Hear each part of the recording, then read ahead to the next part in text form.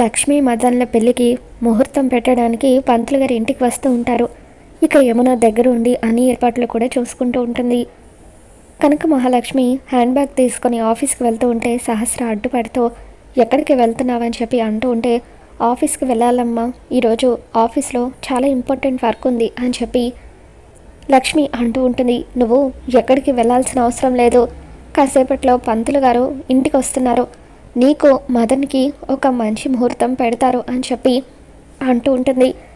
ఇక అలా పెళ్ళికి ముహూర్తం పెడుతున్నారని తెలియగానే కనక మహాలక్ష్మి చాలా టెన్షన్ పడుతూ ఉంటుంది. తర్వాత యమున ఒక చీర తీసుకువచ్చి ఈ చీర కట్టుకొని రా అని చెప్పి కనక మహాలక్ష్మికి చెబుతూ ఉంటే, నేను కట్టుకోనమ్మా అని చెప్పి లక్ష్మి ఏడుస్తూ ఉంటుంది.